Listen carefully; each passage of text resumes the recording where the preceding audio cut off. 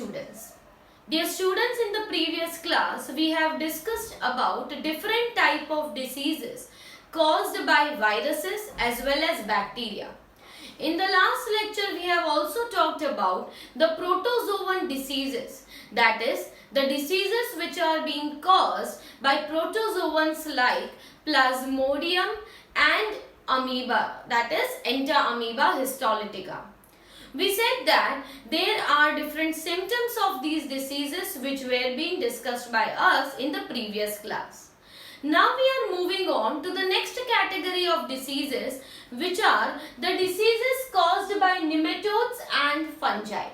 These nematodes are the roundworms, and these roundworms are responsible for causing many diseases, but the most common diseases out of them is the ascaris, that is ascariasis and filariasis. So ascariasis and filariasis are the most common diseases which are found.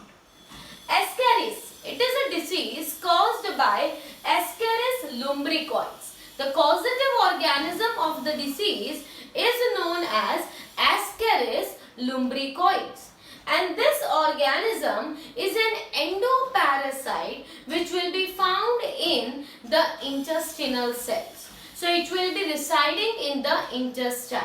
So it is the most common parasite, endoparasite, and it will be found in the intestines. This disease is more common in children as compared to adults, because children have an habit of having the soil or mud or anything like that. So from there the eggs will be entering into their digestive passage, and which will be reaching to their intestine and causing the infection. The entry of the pathogen occurs through the fecal oral route. For example, the infected person, when releases of the stool or passes of the stools of this infected person is already having the eggs of the ascaris. And these eggs, once they are being transmitted by any other means to another individual, what can happen is that they can also have the same infectious stages in their diet, and from there the disease passes on, or the infectious passes on into the intestine, and then it will be causing symptoms like abdominal pain, indigestion, diarrhea, and even vomiting. So these are the most common stages. The initial stage, formation of the egg, that is not infectious, but later on the embryonated eggs which will develop are the infectious agents. They even can pour the intestinal wall and pass it on to the next organ. Sometimes the disease also spreads by nose, pharynx, and then after into the lungs, and from the lungs also it can enter into the blood, and from the blood it can enter into the intestine.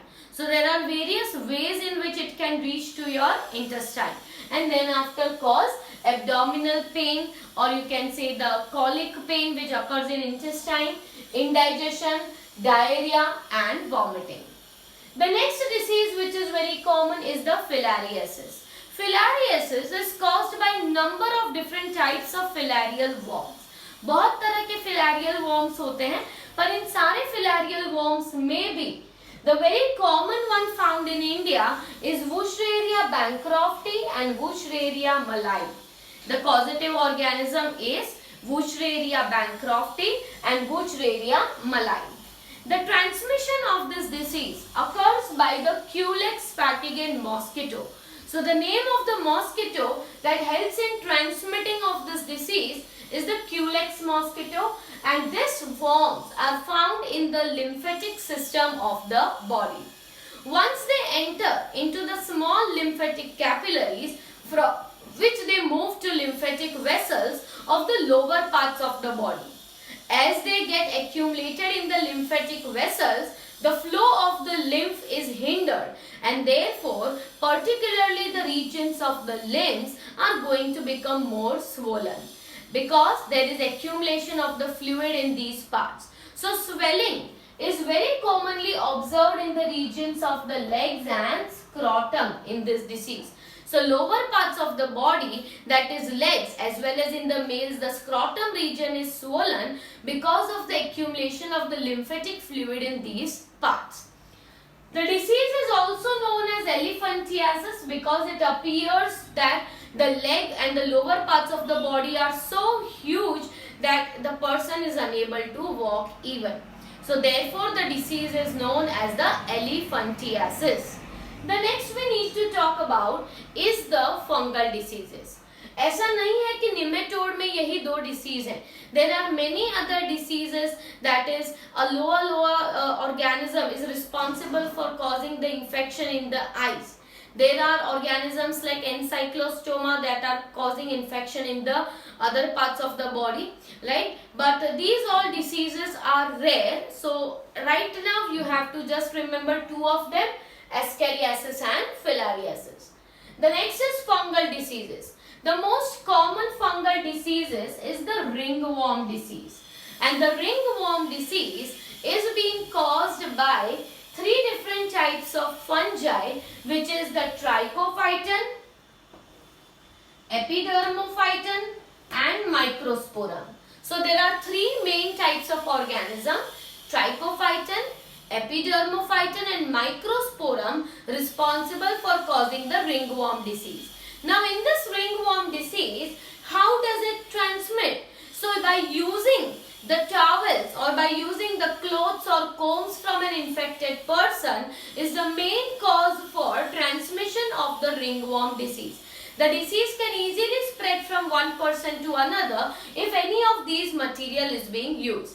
Even it can pass from the soil to a normal healthy person.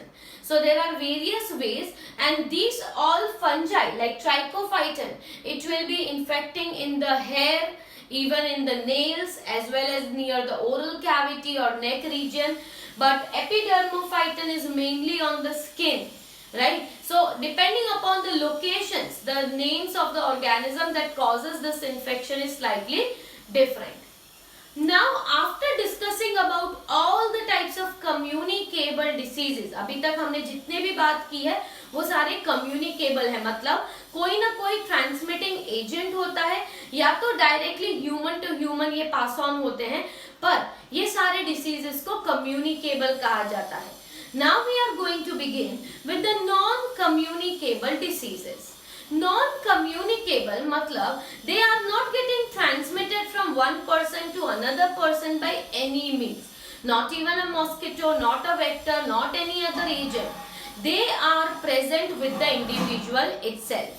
तो उनके बारे में हम बात करते हैं. तो non-communicable diseases में सबसे पहले जो हमें देखना है, that is diabetes mellitus, a very commonly heard disease, diabetes mellitus.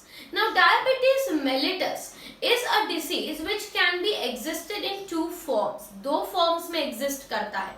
The first form in which it exists is known as insulin dependent diabetes mellitus. It is known as insulin dependent diabetes mellitus. And the second one is non-insulin dependent diabetes mellitus. Non-insulin dependent diabetes mellitus. तो insulin dependent diabetes mellitus कब कहा जाता है? Insulin dependent diabetes mellitus मतलब यहाँ पे हमारे जो बीटा सेल्स हैं पैंक्रियास के, ये beta cells they are unable to produce enough amount of insulin. Beta cells में या तो ट्यूमर हो गया है या तो बीटा सेल्स जो है वो ऐसे डैमेज हो चुके हैं कि उनसे इंसुलिन का प्रोडक्शन नहीं हो रहा.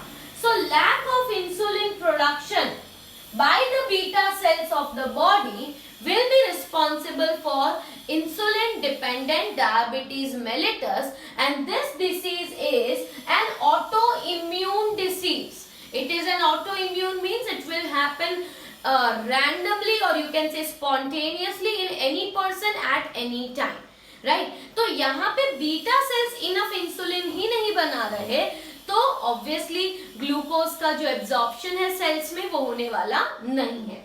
The other type is non-insulin dependent diabetes mellitus. Non insulin dependent है। इसका मतलब यहाँ पे इंसुलिन तो है, but the failure of insulin for transmitting और movement of the glucose inside the cell. Insulin तो है, पर उसकी मदद से ग्लूकोज का जो अब्जॉर्प्शन होना चाहिए सेल के अंदर, वो एब्जॉर्प्शन नहीं हो रहा। Insulin is produced in proper amount, but it is failing to facilitate the movement of the glucose in the cell. Now, if the glucose is not entering into the cell, obviously what will be the problem? The level of glucose is going to increase in the blood. So, whether it is insulin dependent or it is non-insulin dependent, in both the cases, the glucose level in your blood is going to increase. अब अगर blood में glucose level increase हो गया है, so this glucose will also be found in urine, or urine that is being excreted out, right? So both elevated level of sugar will be observed in the cells, that is observed in the blood also as well as in the urine. Another thing is that due to excessive urination, these people commonly feel dehydration, which is known as polydipsia. Excessive thirst is known as polydipsia, in which due to excessive urination, large amount of water is lost from the body. Therefore, they will be requiring some more water constantly, so they have excessive thirst. Moreover, as the glucose is not getting utilized inside the cell, तो glucose की जगह पे proteins और fats का utilisation start हो जाता है, जिसकी वजह से कीटोन बॉडीज का भी एक्सक्रीशन होता है, जिसे कीटोनूरिया कहा जाता है, इन विच यूरिन में कीटोन बॉडीज प्रेजेंट होते हैं। तो ये कीटोन इसीलिए बनता है क्योंकि यूटिलाइजेशन ग्लूकोज का नहीं हो रहा, सेल के अंदर यूटिलाइजेशन प्रोटीन्स का या लिपिड्स का हो रहा है। So in this case there can be severe ill effects of the diabetes mellitus. ये एक नॉन कम्युनिकेबल डिसीज है and this will remain with the person who is suffering from it only. Other non-communicable disease includes your cardiovascular diseases. Other diseases like brain stroke are some of the non-communicable diseases. Even the diseases related to heart or rheumatoid arthritis are the non-communicable diseases which we are going to discuss further.